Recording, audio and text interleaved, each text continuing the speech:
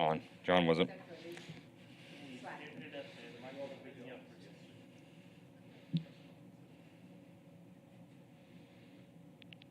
Give y'all time to get started. Appreciate y'all being here. My name is Travis Griffith. I'm the Chief of Police here in San Angelo. Thank you all guys for coming out. I want to give you an update in the last 24 hours. We've had a few incidents that we wanted to just make sure that we get out to the public. Whenever I took office, I made it a point to run on transparency and just being open and being accountable. And the first one we're going to talk about is a shooting/road rage that occurred yesterday afternoon at about 3 p.m. The San Angelo Police Department responded to the area of Dallas Street and Howard in regards to a shooting. We had a witness that was able to give us updates to the general area of where the suspect was last seen. We had some really sharp patrol officers that were able to get some information, get that ran, and was able to find the registered owner of the suspect vehicle. Officers did respond to that location, were able to take 54-year-old George Torres into custody without incident. During the course of that, our criminal investigation division responded, and they were able to do a thorough investigation. We have some of the best investigators in the business, and they were able to get a confession, recover the weapon, and Mr. Torres was taken into custody and charged with, he was charged with aggravated assault with a deadly weapon. And I just can't say enough about the citizens that are reporting that we get from, that always goes a long ways. Anytime you see something, say something, right? It matters to us to get that information out to our officers in the field. And then just the stellar work of both the patrol officers and our detectives.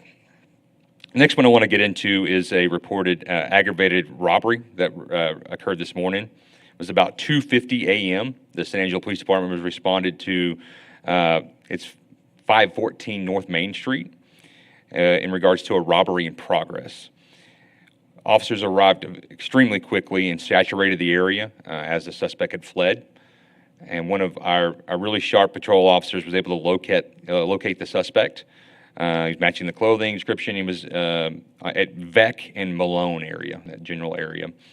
And we were able to take the 21-year-old Jalen Knight into custody.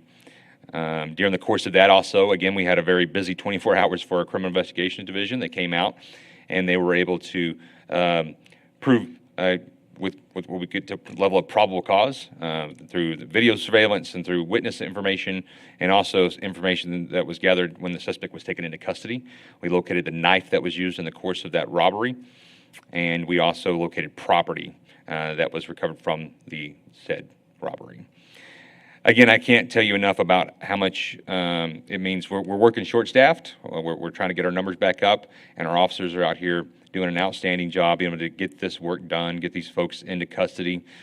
This is, just like I normally always say, they're innocent until proven guilty. Information is subject to change, but this is what we have at this time. Knight was charged with aggravated robbery. It's a first-degree felony, and multiple city warrants that he had for his arrest. And I'll take questions.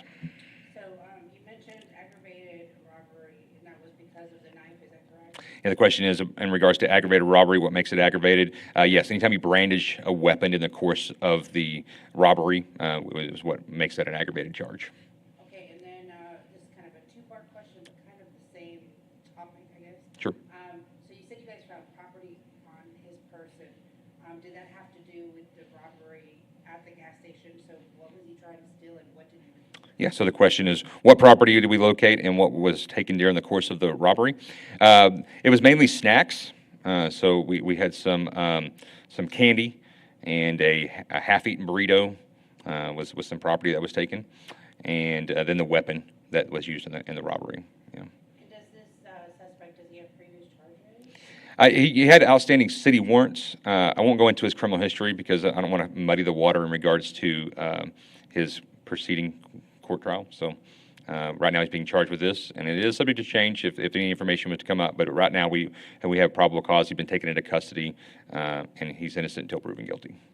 And any employees hurt? No injuries were at the time reported, and I'm sure it's a traumatic event anytime you have something like that going on. But our hearts are with them, and that's always scary. So. And last question, I know that it was closed a little bit. The police officers had it kind of closed off, or how long was it closed? Yeah, I don't have the exact time frame, but what I tell you, it's normal procedure because what we want to do is we want to go through and we do everything from fingerprints and photographs and witness statements, and you don't want to be you don't want to get that convoluted with people walking in and out and stuff like that. So to secure it, to make sure we're following industry standards and law enforcement, that's what we do. Okay, any last words? No, I just want to say that I can't brag on our people enough. This outstanding work in the last 24 hours dealing with a lot of instances where in some areas you would find these crimes would go unreported or unsolved. No arrest made, and quick work of awesome police officers out there were able to get these two subjects into custody safely and start the wheels of justice. All right, thank So, anybody else? Yes, sir. For the armed shooting, do you know how many shots might have been fired? I don't have reported was one. I don't know where they're at in that in regards to if there was any additional that they have, but I know for sure that one did strike the vehicle. And I think that's also a good point to just think about. Take an extra breath. Right? I know traffic's frustrating. I know we're in a kind of a frustrating world. Take an extra breath. Think about what's important. Don't let the anger and frustration drive the bus. Take a breath and remind yourself of what's important in life, friends, family, where you're at. And if you don't have those things, reach out to us. We'll be glad to hook you up with. So we have some great nonprofits to help you out with counseling and things like that. Awesome. Appreciate you guys coming out. Sorry so early. We do have a 10 o'clock retirement that we're trying to get to. So thank you.